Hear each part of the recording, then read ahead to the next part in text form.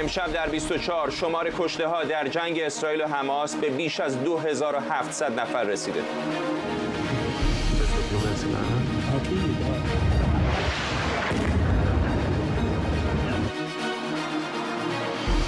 شش روز بعد از حمله حماس، غزه زیر آوار 6000 بمب اسرائیل.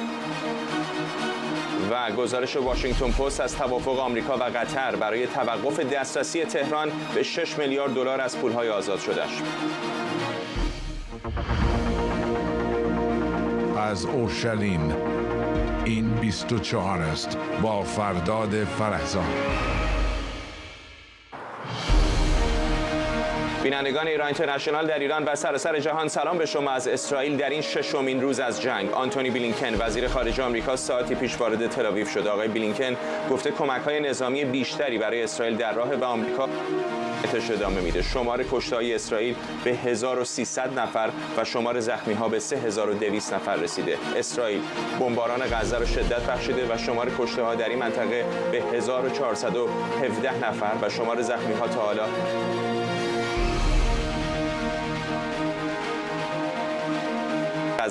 برای کمک به غیر نظامیان گیر افتاده در این باریکه شدن.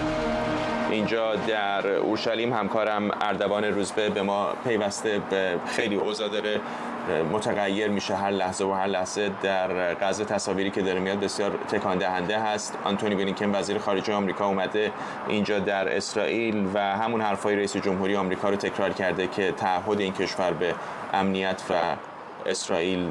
اسرائیل مثل همیشه است.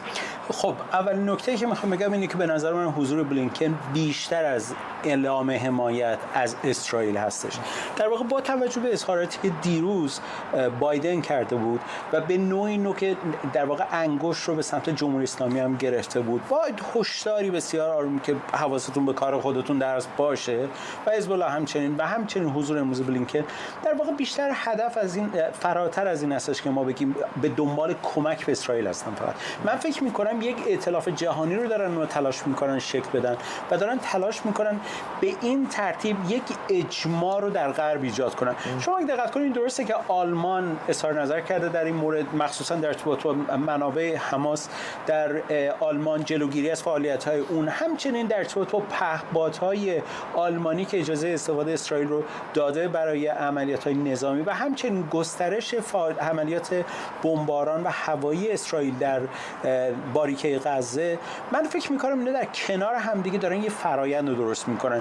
حالا که این اتفاق افتاده، یه احساسی به من داره میگه که شاید اجماع آمریکا، اتحادیه اروپا و اسرائیل باعث این بشه که در عمل مسئله بنیادگرایی که ما پیش از این هم از علی خامنه‌ای در صدر محور مقاومت شنیده بودیم که باب این همیشه باز گذاشته که اگر امروز شما در غزه شکست بخورید، خب ممکنه که فردا در جنوب لبنان مثلا فرض کنید دوباره بتونه بابش باشه، یا پس فردا ممکنه در یمن باشه و جاهای دیگه و عراق، جاهایی که جمهوری اسلامی نقش خودش رو بازی کرده. به تعبیر من بسیار آزموده هم آمریکایی‌ها دارن میگن و دارن این هشدار رو میدن به جمهوری اسلامی و هم در عین حال دارن نشون میدن که تمام قد کنار اسرائیل خواهند ایستاد. من امروز تقریبا میتونم بگم تا 3 کیلومتری باریکه غزه رفتم و مسیر چیزی که میدیدم فراتر از اصلا همین حرف هاست، به دلیل اینکه شما تانک های بسیار زیادی در منطقه، من در یه جا دپوی تانک ها، محل استقرار تانک ها نزدیک حدود 200 تانک آماده دیدم.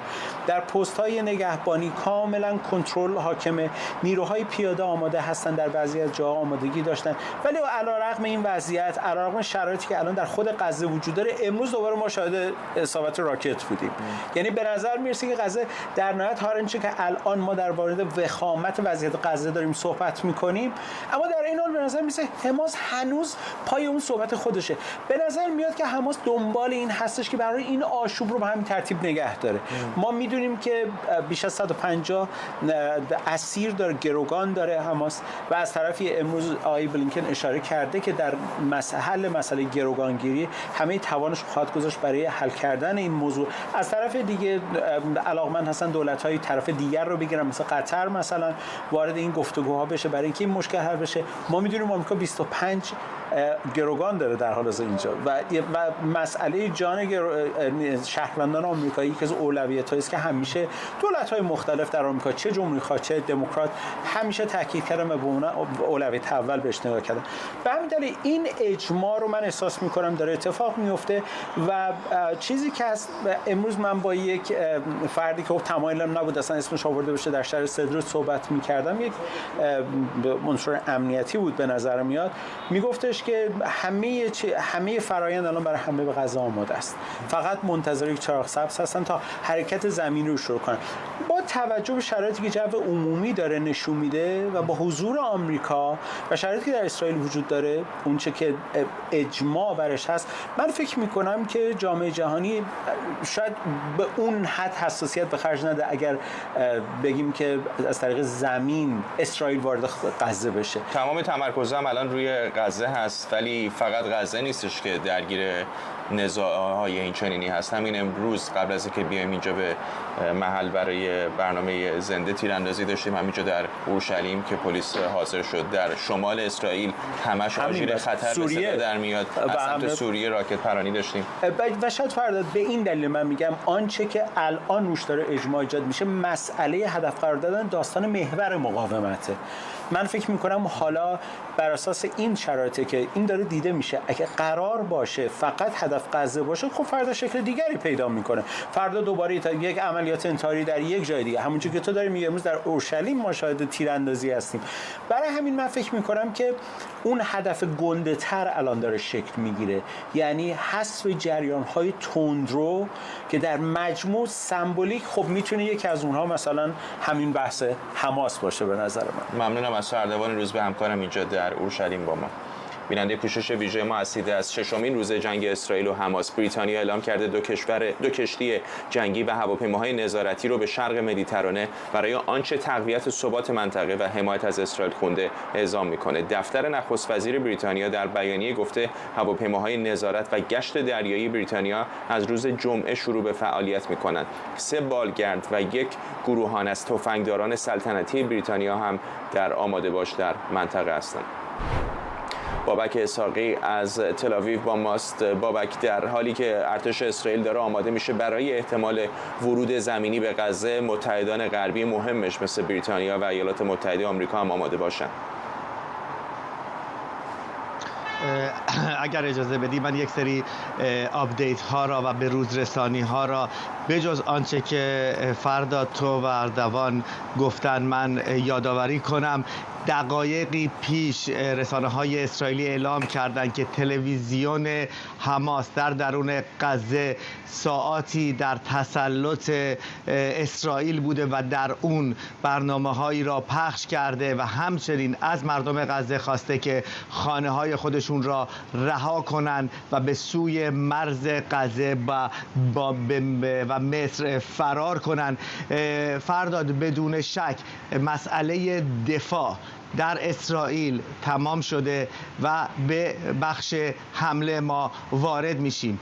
بخش دفاع آن بود که پس از شنبه اتفاق افتاد، نیروهایی که وارد اسرائیل شدن را به عقب رونده یا اونها را کشته ارتش اسرائیل و تلاش برای اینکه ورود دیگران را هم جلوگیری بکنه تقریبا موفقیت آمیز بوده و از همکنون بعد از بمباران‌های عظیمی که انجام داد موقع حمله فرا رسیده. باید گفتش که در درون نوار غزه، شمال نوار غزه در حال حاضر از سلطه حماس کاملا خارج شده.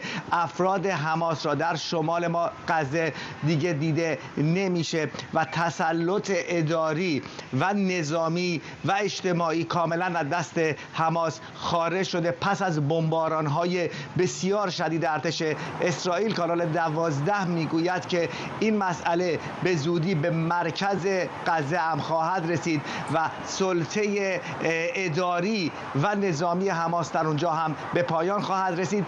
این به اون معنا نیست که افراد حماس دیگر نمیتوانند به سوی اسرائیل موشک پرانی بکنند و یا برخوردهای نظامی پایان یافته، اما این آغازی هستش برای ورود ارتش اسرائیل به درون غزه. هنوز پس از 6 روز ارتش اسرائیل و نیروهای اسرائیلی تلاش میکنن اجسادی که از روز شنبه هنوز در سردخانه ها در اسرائیل هستند شناسایی کنند. شناسایی بسیاری از این اجساد بسیار سخت است، زیرا برخی از اونها کاملا سوخته هستند و معلوم نیستش که در حقیقت چگونه میتوان اونها را شناسایی کرد. باید دی ان ای گرفته بشه.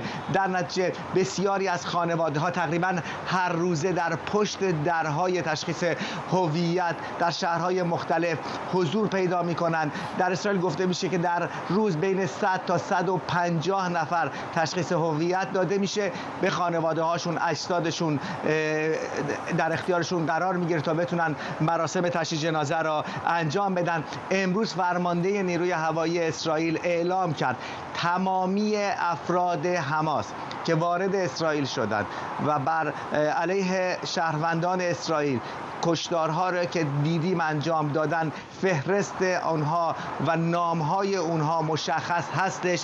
اسرائیل میتونه که تمامی اونها که هستند و دست بلند ارتش اسرائیل به زودی به همه اونهایی که در این کشتار دخالت کردند خواهد رسید. موضوع بعدی فرانسه هستش که اعلام کرده که تظاهرات طرفداری از حماس و فلسطینیان را غیر ممنوع اعلام کرده و دیگه اجازه نخواهد که داد که این مسئله انجام بده. در کنار اون نتانیاهو هم امروز در کنست اعلام کرد که دولت اضطراری ملی را تشکیل میده. باز در اونجا سخنرانی‌های مختلفی در رابطه با جنگ اعلام کرد و در پایان میتوان گفتش که در تیتر اون هستش که حماس و سران حماس همه به عبری بن ماوت هستند. بن ماوت یعنی باید خودشون را مرده حساب بکنن و حماس پس از پایان این جنگ دیگر وجود خارجی نخواهد داشت. نمیدونم چقدر وقت دارم، به روزرسانی ها زیاد هست فرداد. هر دقیقه و دقیقه اخبار جدیدی در رابطه با جنگ به دست ما میرسه. او آقای نتانیاهو گفتش که پس از هولوکاست این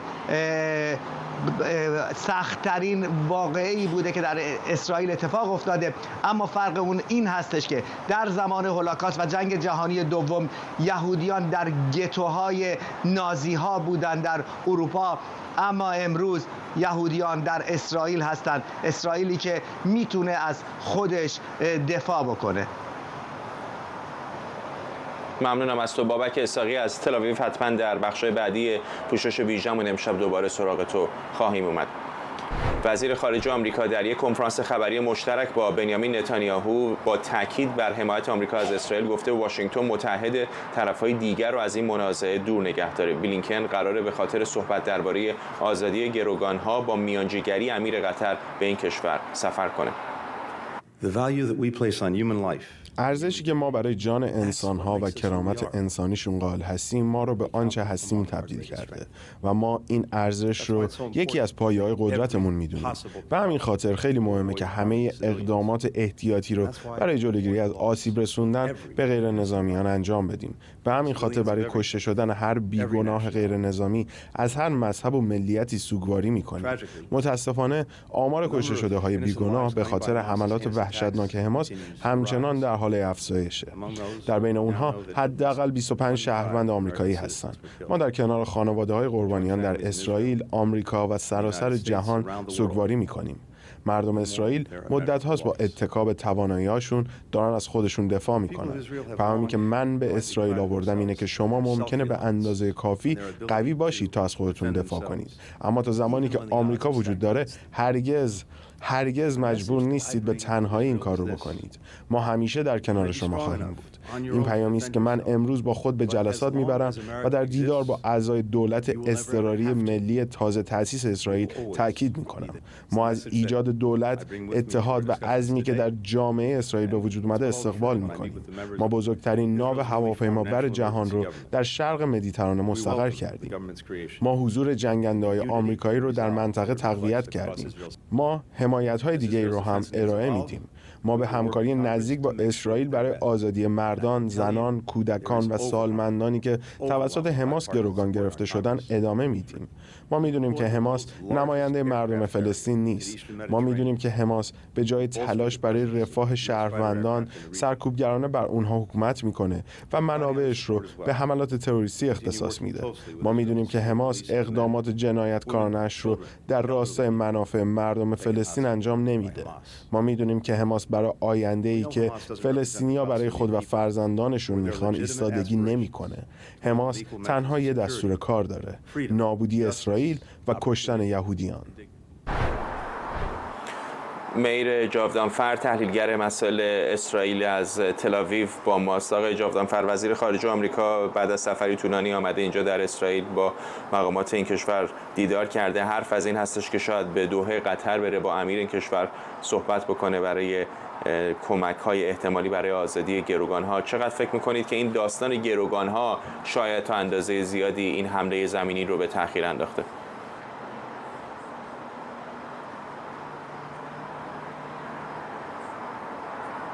آقای جاودانفر، فکر می‌کنم میکروفونتون خاموشه، اگه روش کلیک کنید ممنون میشم. ببخشید، الان میشنوید؟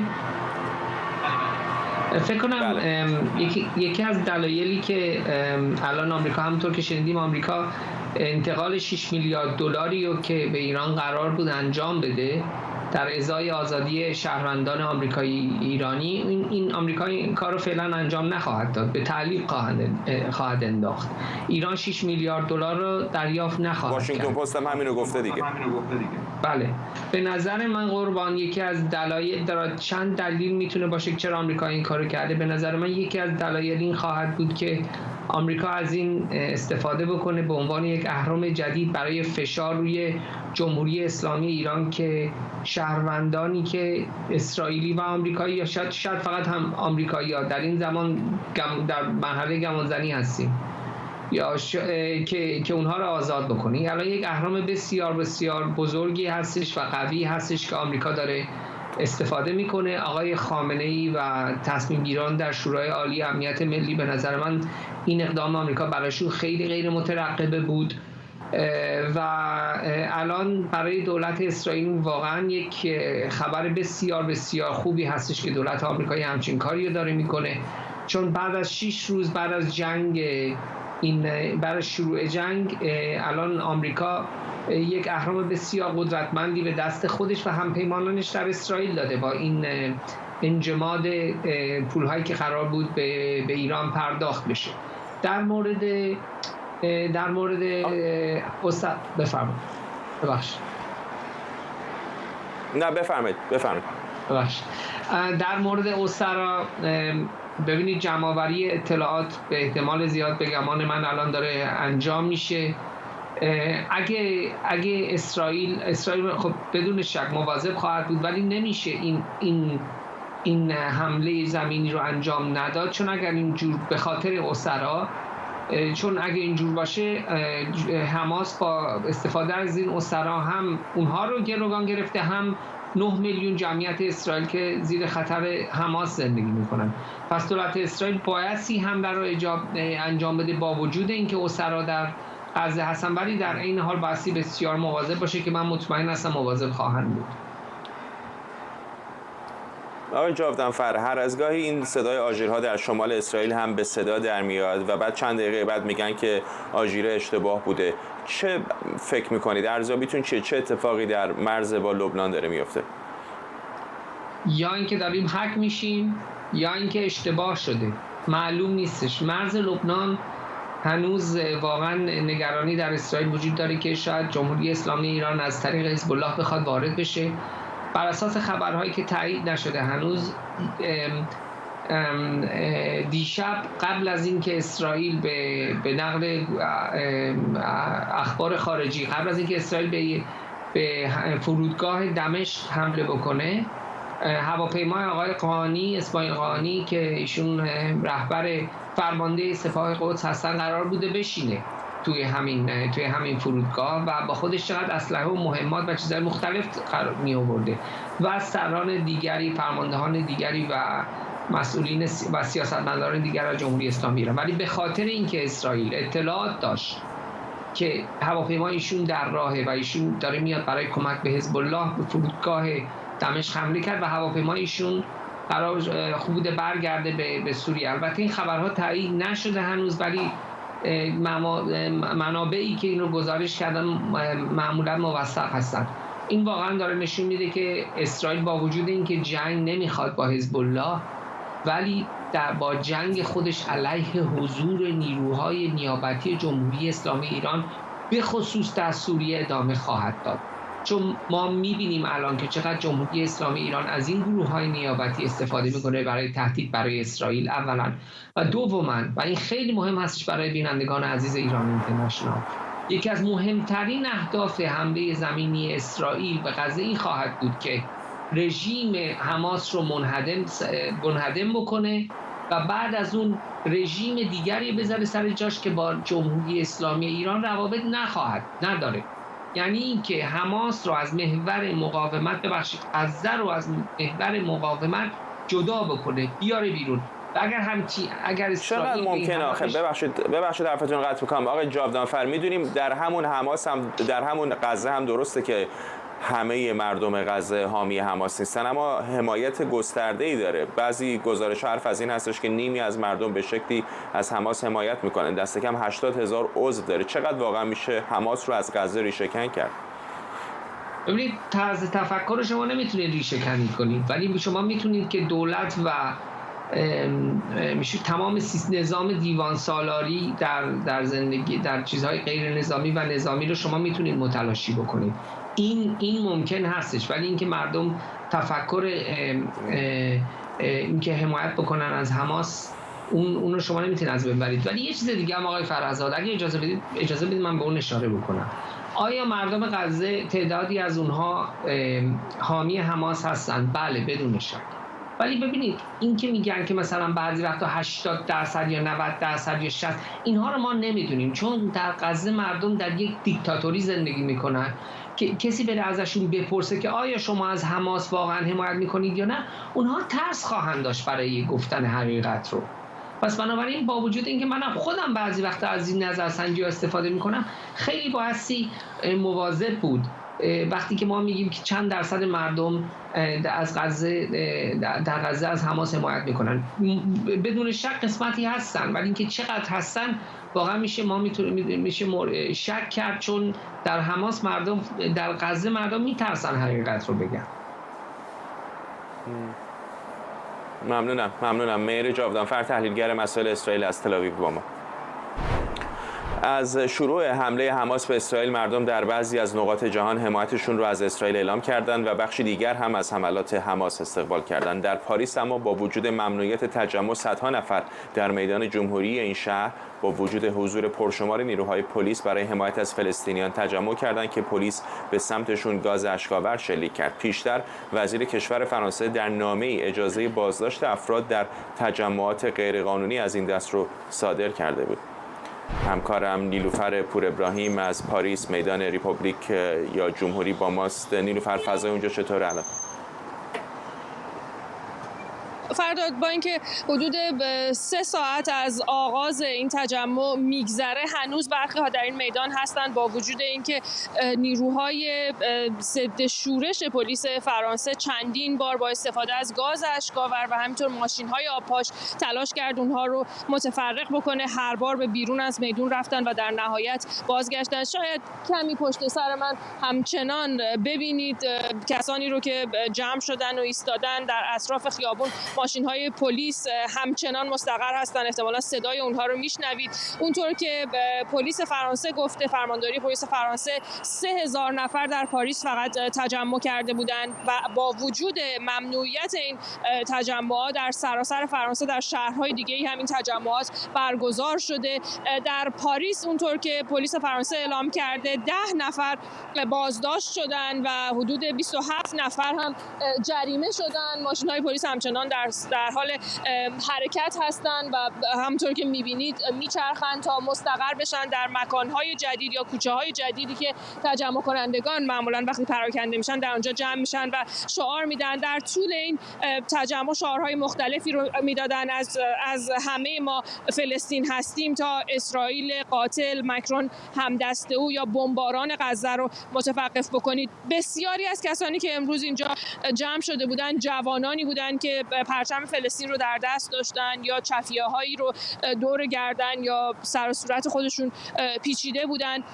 پلیس ابتدا میتونیم بگیم تو اون 2 ساعت اول حداقل کمی خویشتن‌داری به خرج داد، اجازه داد که اونها جمع بشن، شعار بدن و در نهایت اونها رو متفرق کرد با خشونت در واقع. ولی درگیری آنچنانی ما بین پلیس و تظاهر کنندگان ندیدیم. امانوئل مکرون هم یک سخنرانی رو انجام داد با هم موضوع در واقع حمله حماس به اسرائیل، اشاره کرد به اینکه موضع فرانسه همچنان همون موضع قبلیه، اینکه از حق دفاع مشروع اسرائیل دفاع میکنه ولی باید در واقع حقوق غیر نظامیان فلسطینی هم حفظ بشه. گفت فرانسه خط قرمزش تشکیل 2 کشور در کنار هم و تأمین امنیت اسرائیل و همینطور تشکیل یک کشور فلسطینی. اشاره کرد به گروگان‌های فرانسوی در دست حماس، گفتگوها برای آزادسازی اونها در جریان. آمار کشته شدگان فرانسوی در این درگیری رو در واقع داد. 13 فرانسوی به دست حماس کشته شدن و تا اونجایی که قبل از این گفته شده بود حدود 17 نفر هم ببخشید همچنان مفقود هستند، از جمله 14 کودک. از طرف دیگه وزیر خارجه فرانسه اعلام کرده که روز یکشنبه به اسرائیل سفر خواهد کرد برای بررسی وضعیت و همینطور اعلام همدردیش با مردم اسرائیل. میدونیم که در فرانسه بحث‌های بسیار زیادی بین گروه‌های مختلف و احزاب مختلف هست. امانوئل مکرون امروز با رؤسای احزاب مختلف فرانسه دیدار و گفتگو داشت. مثلا حزب راست میانه خواستار این شده بود که تمام تجمعات در فرانسه متوقف بشه، چه در حمایت از اسرائیل چه در حمایت از فلسطین، به دلیل اینکه تهدیدات امنیتی به گفته او برای حمله‌های ممکنه تروریستی در خاک فرانسه وجود داشته باشه. از طرف دیگه مجمع مسلمانان فرانسه اعلام کرده که برای فردا که قرار هست نماز جمعه برگزار بشه احتیاط کامل به خرج داده بشه. در مجموع به نظر میرسه که فرانسه داره تلاش میکنه یک اتحادی رو در خود کشورش هم به ایجاد بکنه، چیزی که به نظر میرسه کار بسیار راحتی نباشه. ممنونم از تو نیلوفر پور ابراهیم از پاریس، میدان ریپوبلیک یا جمهوری.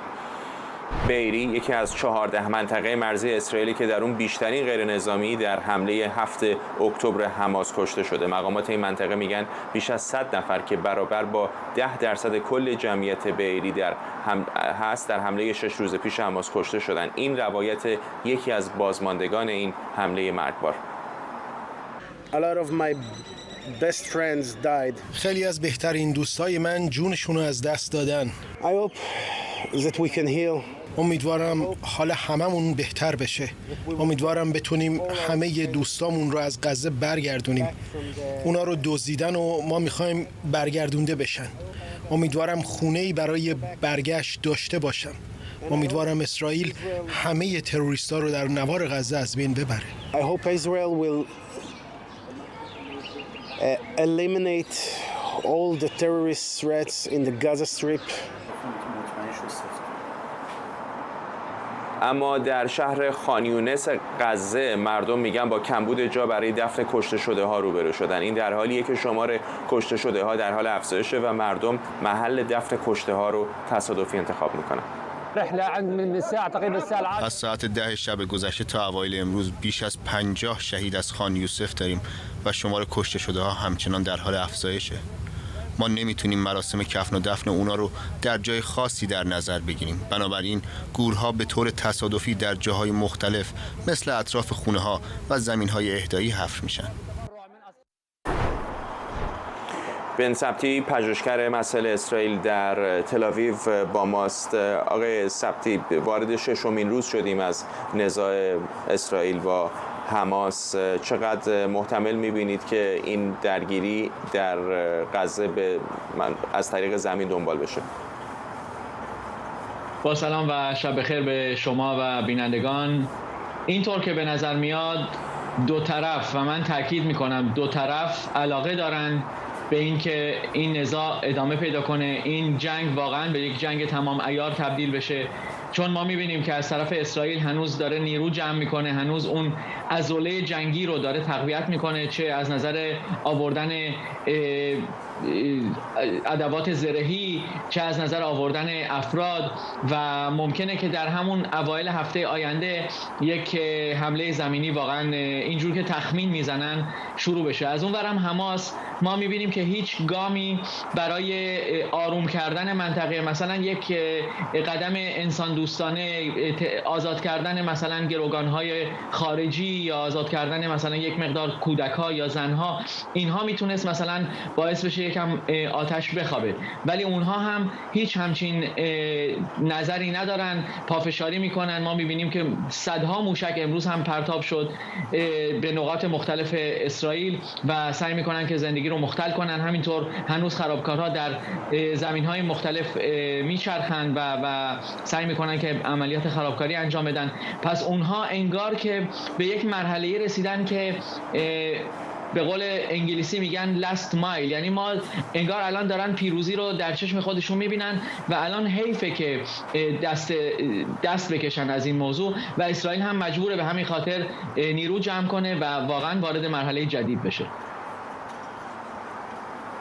به گمانم تمام این تانکایی که امروز همکارم اردوان روزبه هم در مسیر دید قرار نیست برگردن به داخل خاک اسرائیل، همه آماده باشن برای اینکه برن داخل غزه، اینطور نیست؟ بله، ببینید دولت آقای نتانیاهو و افرادی که انتخاب کرد برای تشکیل این دولت همه حرف از تأمین امنیت به سطح بسیار بالا میزدن. در طول چند ماه قولهایی دادن که واقعا الان یک طوری میتونه آبروریزی به وجود بیاد اگر هم این عملیات انجام نشده و هم اونها یک قدمهایی بر ندارن، یک مقدار سعی نکنن اون زیربناهای سازمان تروریستی رو به سطح خوبی از بین ببرن، 80-90% رو از بین ببرن، اگر نه واقعا این دولت در خطر افتادن هست. ببینید الان مثلا رفتن آقای گانتز، آقای آیزنکوت و چند نفر دیگر رو داخل کابینه امنیتی کردن. این به خاطر این نیست که آقای نتانیاهو الان قبول کرده که واقعا باید یک ائتلاف جدیدی تشکیل بده. این الان یک مقدار چسبه هایی که دارن میچسبونن به این دولت که به خاطر اون قول هایی که داده شده الان شکننده شده و یک وقت این دولت وسط این جنگ از هم نپاشه که این میتونه واقعا بزرگترین آرزوی حماس و حزب الله باشه که واقعا با یک تیر چند نشون در واقع بزنن. پس اینها باید یک مقداری سعی کنن که اون قولها رو عمل کنن، یک مقدار آرامش و امنیت رو برگردونن، حتی به صورت اینکه چند وقت بگذره، چند هفته بجنگن، مسلما که یک مقدار تلفاتی هم داده خواهد شد باز، و بتونن یک مقدار به مردم اسرائیل بقبولونن که بله ما تا اونجایی که سعی داشتیم کارمون رو کردیم. چیزی که واقعا امروز آمریکا عمل کرد و باید ببینیم که واقعا عمل میشه یا نه، اون پس گرفتن 6 میلیارد دلاری هست که به رژیم ایران داده. اگر واقعا این عمل بشه، چون الان من میفهمم که شک‌هایی هست و سوالاتی هست در این مورد، این میتونه خودش وارد یک مرحله جدید بکنه تمام منطقه رو، که اگر رژیم ایران دستور بده به نوچه‌هاش که واقعا اونها بیشتر و بیشتر تعمیق کنن این جنگ رو، پس این میتونه واقعا یک موضوع جدیدی باشه. ممنونم از شما. بن سبتی، پژوهشگر مسائل اسرائیل در تل‌آویو. تصاویر زنده داریم از باریکه غزه که در تاریکی کامل فرو رفته با توجه به اینکه اسرائیل برق این منطقه رو که تامین کننده اصلیش بوده قطع کرده و تنها نیروگاه محلی این منطقه هم به خاطر نبود سوخت از کار افتاده. همونطور که آقای سبتی هم اشاره کرد، سوالهایی در مورد وضعیت 6 میلیارد دلار از دارایی‌های بلوکه شده ایران که ایالات متحده آمریکا از طریق قطر برای کمک‌های بشردوستانه حاضر شد که آزاد بکنه وجود داره. حالا واشنگتن پست کمی پیشتر گزارش داده که این پول‌ها آزاد حالا نخواهند شد دست کم فعلا. جان کربی هم مشاور امنیت ملی کاخ سفید گفته که رژیم هرگز یک سکه از 6 میلیارد دلار رو نخواهد دید. در اسرائیل هم شرایط بسیار بغرنج هست، همونطور که خبرنگاران ما هم اشاره کردن. در نزدیکی مرز غزه نیروهای زمینی به حالت آماده باش در آمدن، اما از هوا بمباران باریکه غزه همچنان ادامه داره. دیشب هم اسرائیل به 2 فرودگاه در سوریه حمله کرد و یکی از پروازهایی که اتفاقا از ایران عازم دمشق بود، پرواز ماهان ایر، به همین دلیل تغییر مسیر داد. در منطقه هم تحولات زیاد هست. میدونید که واکنش‌های رجب طیب اردوغان رئیس جمهوری ترکیه با واکنش‌های متفاوتی روبرو شده. در نشست وزیران دفاع ناتو ترکیه از محکوم کردن حملات حماس به عنوان یک اقدام تروریستی خودداری کرده. منشه امیر، کارشناس امور خاورمیانه از اورشلیم به ما پیوسته. آقای امیر، می‌بینیم که هر از گاهی اتفاقاتی در نقاط دیگر اسرائیل هم داره میفته، از حیفا بگیرید تا شمال که هشدارهایی میاد بعد میگن هشدارها غلط بوده، تا همینجا در اورشلیم که امروز تیراندازی داشتیم.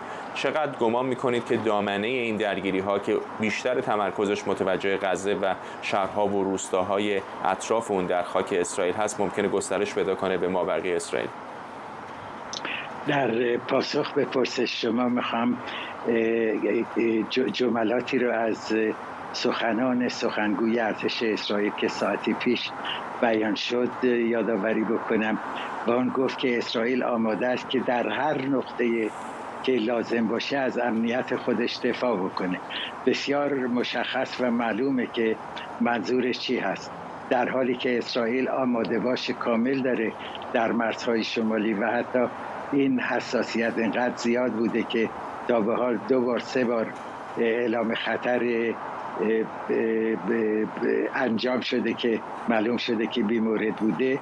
ولی میبینیم که حمله به فرودگاه دمشق و فرودگاه حلب که باعث لغو سفر حسین امیرعبداللهیان به دمشق شد و همچنین عملیات دیگری که اسرائیل انجام داده نشان میده که اسرائیل بسیار هوشیاره که موجباتی ایجاد بشه که حکومت اسلامی ایران جرأت دخالت در این حملات رو نداشته باشه.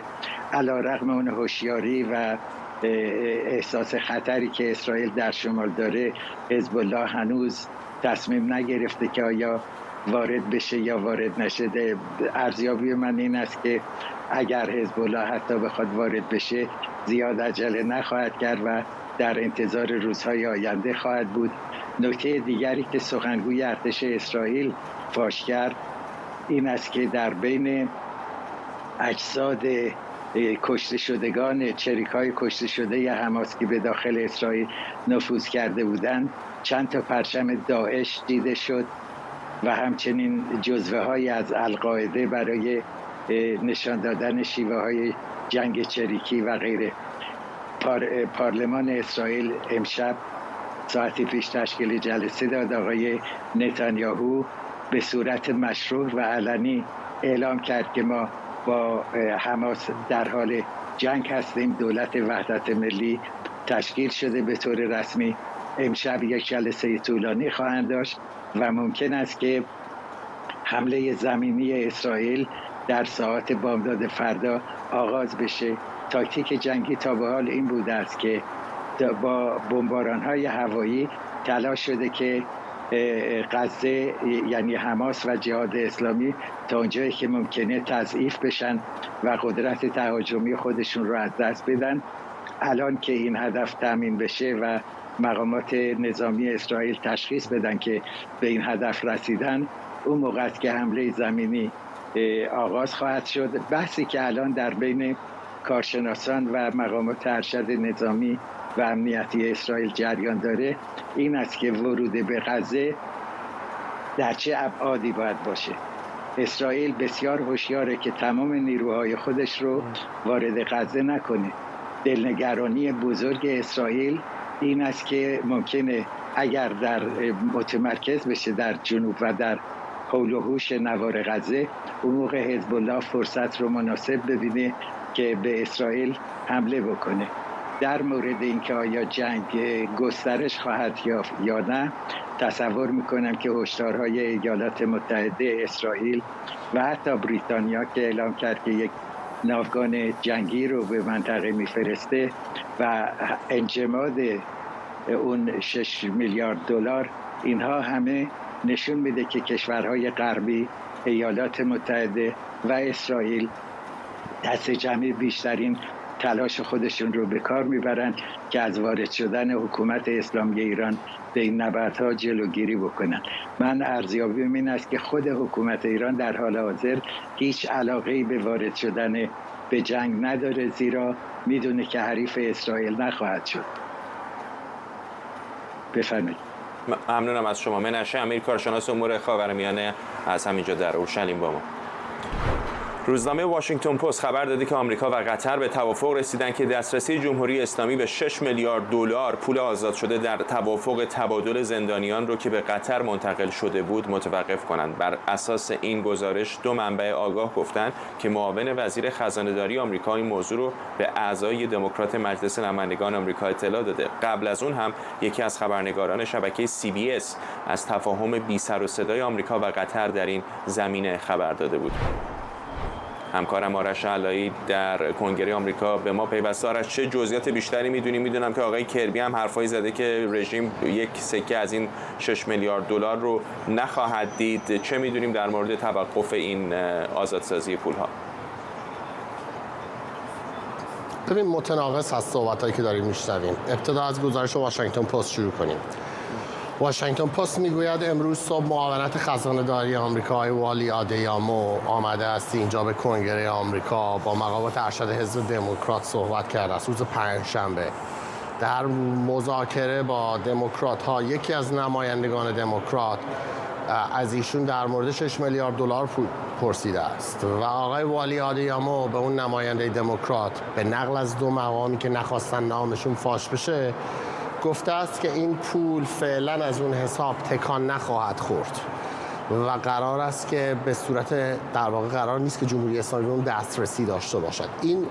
این رو واشنگتن پست اینجوری تعبیر کرده است به نظر می آید که این 6 میلیارد دلار دوباره بلوکه شده است. اما از گزارش واشنگتن پست تا الان یک صحبت‌های آقای جان کربی که من کنان دنبال داستان در واقع چرخید. ایشون جواب نداد، نگفت بله 6 میلیارد دلار بلوکه شده. شروع کرد تکرار کردن حرفای گذشته. جمهوری اسلامی قرار نیست به 1 سنت این پول دسترسی داشته باشه. از اول هم قرار نبود داشته باشه. از اول هم قرار بود این پول بره توی حسابی، دسترسی در حالتی باشه که بخوان خرید بکنن، برای اون خریدها پول بدن، بعد رسید پر کنن. تمام این داستان‌هایی که به صورت زمزمه ما قبلا شنیده بودیم.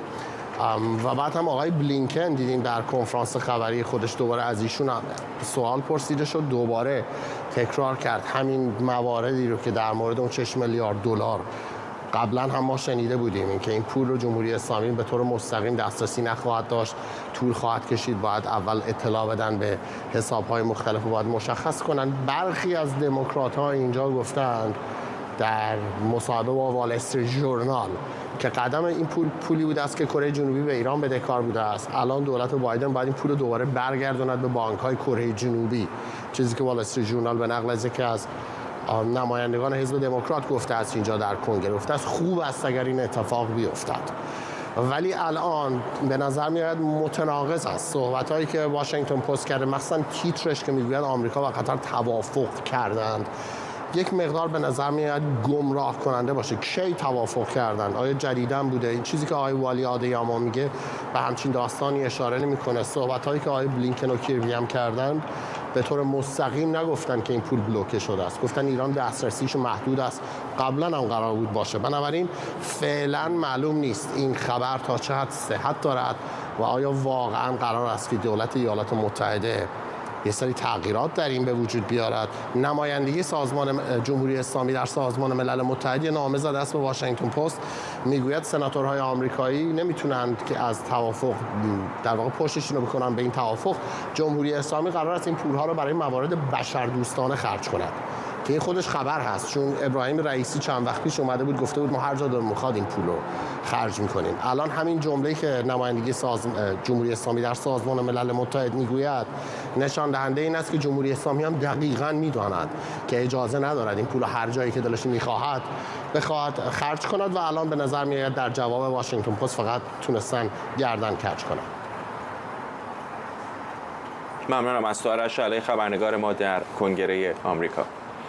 سوریه اعلام کرده که ساعتی پیش نیروهای اسرائیل با موشک به فرودگاه‌های بین‌المللی پایتخت دمشق و شهر شمالی حلب حمله کردند. طبق گزارش‌ها این حملات موشکی باعث خرابی مسیرهای منتهی به این فرودگاه‌ها شده و هر دو فرودگاه را از کار انداخته.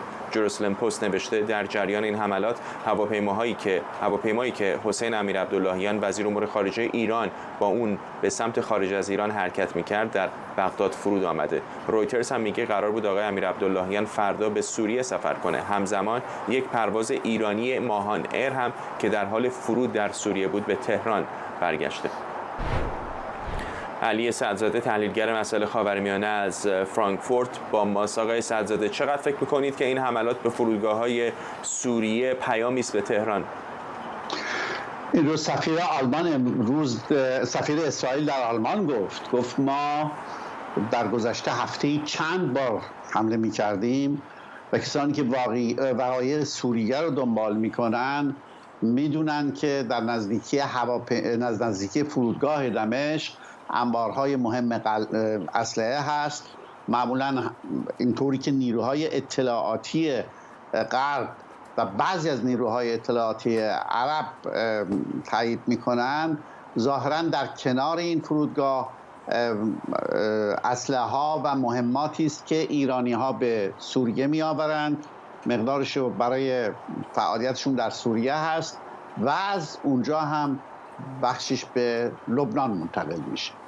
و همین علت هم هست من شمردم این 15 حمله است که اسرائیلی ها به فرودگاه دمشق کردند، ولی این بار رفتند و به اصطلاح خط به اصطلاح پرواز رو زدن و پیست پرواز رو زدن. بنابراین دیگه هواپیماها هم نمیتونن اونجا بشینن. اینکه علاوه بر انبارهای تسلیحاتی مسافرت امیرعبداللهیان هم رو میخواستن جلوش بگیرن، بحثی است که مطرح شده. ایران تایید نمیکنه، ولی واقعیت این است که ایران دیروز خودش رسما اعلام کرده بود، خبرگزاری ایرنا، که فردا یعنی امروز آقای امیرعبداللهیان به سوریه میره، با آقای مقداد صحبت میکنه. حتی مواردی از صحبتاشون هم گفتن. ظاهرا این اطلاعی که به دست اومده که امیرعبداللهیان مجبور شده به بغداد برگرده تا حدودی درسته و در بغداد هم اون چیزی رو که با وزیر امور خارجه بغداد تکرار کرد، نشسته بود تکرار کرد، گفتش که حماس از ما دستور نگرفته برای چنین کاری. این در حقیقت دیده میشه که بعد از سخنرانی خامنه‌ای که سعی در تکذیب این نقش ایران کرد، امیرعبداللهیان و دیگر و مطبوعاتی که دنبال میکنید، ایران در پی این هست که رفتارش و سطح به اصطلاح افتخارش رو بیاره پایین نسبت به این مسئله، چون میدونید که عواقب بسیار سنگینی براش داره. ممنونم از شما علی سعدزاده تحلیلگر مسائل خاورمیانه از فرانکفورت با ما. در واشنگتن نشستی توسط سازمان نفتی اتحادیه ملی برای دموکراسی در ایران در این شهر برای بررسی تحولات سیاسی ایران با حضور تحلیلگرانی از طیف‌های سیاسی برپا شده. امسال تحلیل سیاست خارجی آمریکا در قبال جمهوری اسلامی از موضوعات اصلی این کنفرانس بوده. همکارم گلا ریحان از محل برگزاری کنفرانس نفتی در واشنگتن با ماست. گلا، چقدر این کنفرانس هم تحت تاثیر تحولات اینجا قرار گرفته؟ دقیقاً فرداد. خب کنفرانس 6 تا پنل داشت در مورد موضوعات مختلف، موضوعات حقوق بشری، تکنولوژی و سیاست خارجی آمریکا در قبال جمهوری اسلامی از موضوعات محوری بودن که مطرح شده بود. اما کنفرانس همچنان در حال انجام 3 تا پنل دیگه مونده. فردا هم در حال برگزاری خواهد بود. اسم کنفرانس ایران هست و مؤسسه نفتی یا اتحادیه ملی برای برقراری دموکراسی در ایران میزبانی این کنفرانس رو که با حضور جمعی از خبرنگاران، تحلیلگران و سیاستگزاران آمریکایی و ایرانی در حال برگزاری هست به عهده داشته. اما پنل سوم، عذرخواهی می‌کنم، پنل دوم کنفرانس امروز که مربوط بود به سیاست خارجی آمریکا در قبال جمهوری اسلامی، بیشتر تحت تاثیر بحران اسرائیل و حمله حماس به اسرائیل قرار گرفته بود. در اینجا مشخصا سخنرانان این پنل که آقای مارک دوبوویتز، معاون عذرخواهی میکنم مدیر عامل مؤسسه بنیاد دفاع از دموکراسی ها هستند، راجع به این مسئله صحبت کردند و اینکه چقدر مهم هست که بایدن قدرتمندتر از همیشه در مقابل شخص علی خامنه‌ای و رهبری جمهوری اسلامی بایسته. مارک دوبوویتز در بخشی از صحبتاش به من گفت که این و همینطور در مقاله‌ای که برای نیوزویک روز گذشته منتشر کرده بود، گفت که اگر رئیس جمهور بایدن نتونه با علی خامنه‌ای مقابله بکنه به طور صراحت و مستقیما اون رو، حتما ایران ملحق میشه و دامنه جنگ در اسرائیل گسترده تر خواهد شد. من گفتگویی داشتم، بخش از گفتگوم رو با مارک دوبوویتز با هم ببینیم. رئیس جمهور باید به شکل صریح و نه ضمنی به ایران هشدار بده. کاملا واضحه که ایران در این حمله وحشیانه دخیل بوده. آمریکا تجهیزات نظامی به منطقه میفرسته، ولی باید اینو کاملا واضح بگه که اگر ایران بیشتر از این مداخله کنه، پایگاه‌های نظامیش رو هدف قرار میده. متحدان اروپایی ما از دخالت ایران در این جنگ شوکه شدن و عصبانی هستند.